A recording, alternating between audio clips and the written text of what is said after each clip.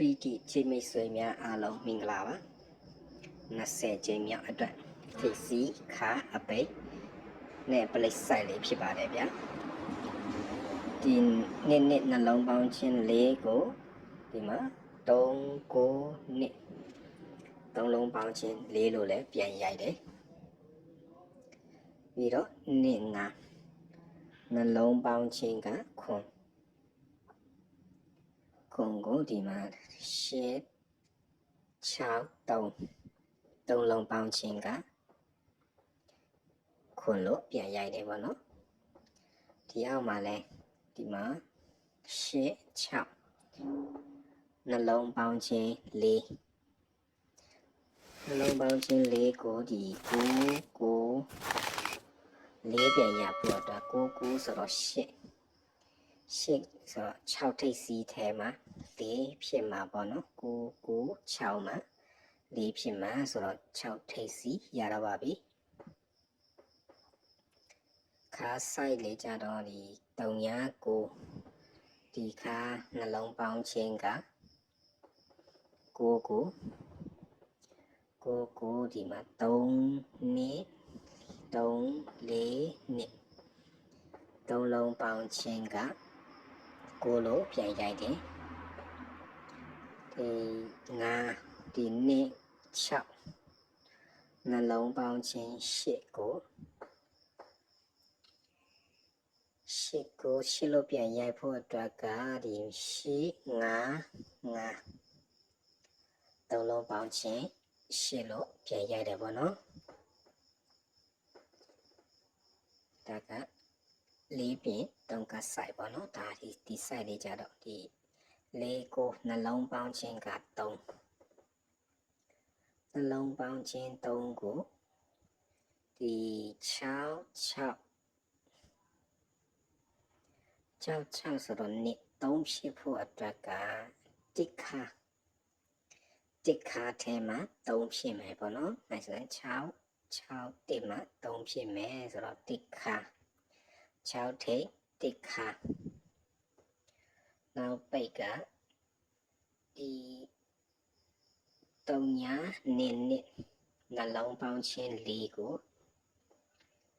3လုံးပေါင်းချင်း4ကိုဒီ5 3 4 5 3 6ပေါ့နော်5 3 6ဆိုတော့3လုံးပေါင်းချင်း4လို့လည်းပြန်ရိုက်တယ်ဒီနှစ်3လုံးပေါင်းချင်းက9နှစ်3လုံးပေါင်းချင်း9ကိုဒီ5 8 6 3လုံးပေါင်းချင်း9လို့ပြန်ရိုက်တယ်ဒီနှစ်8 6 3လုံးပေါင်းချင်းက8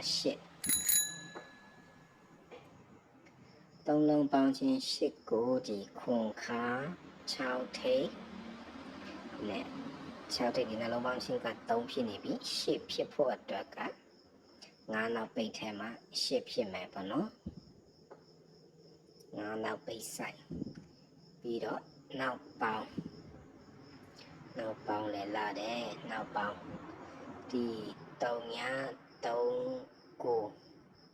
3လုံးပေါင်းချင်းနှစ်3လုံးပေါင်းချင်းနှစ်ကိုဒီမှာနှစ်6 4 3လုံးပေါင်းချင်း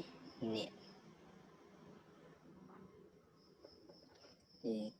နှစ်4နှစ်8 6 3လုံးပေါင်းချင်းက6ကိုဒီ5 6 3လုံးပေါင်းချင်းလဲ6လို့ပြန်ရတယ်ပေါ့နော်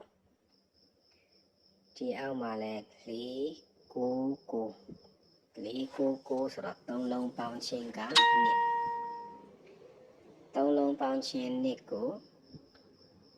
နှစ်ပြန်ရဖို့အတွက်ကဒီ5 6 5ဆိုတော့1ပေါ့နော်ခုနက1ခါရတာတဲ့ကဏ္ဍကိုထည့်လိုက်ရင်နောက်သူကနောက်ပေါင်း6နှစ်ဖြစ်မယ်ဆိုတော့ 6တက်5 6တက်5ဆိုတော့နှစ်ပလိတ်ဒီပလိတ် size လေးကြတော့ဒီနှလုံးပေါင်းချင်း3ညာနှစ်နှလုံးပေါင်းချင်းနှစ်ကိုနှစ်ပလိတ်နော်နှစ်4 6ဆိုတော့နှစ်ပလိတ်ရတယ်ဒီအောက်မှာလည်းနှစ်နှလုံးပေါင်းချင်း4နှလုံးပေါင်းချင်း4ကိုသူ့အောက်မှာ3 5 6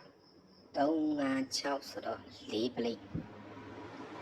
3 5 6ဆိုတော့4ပလိတ်ရတော့ပါပြီဒီမှာ4 8ဆိုတော့2ပလိတ်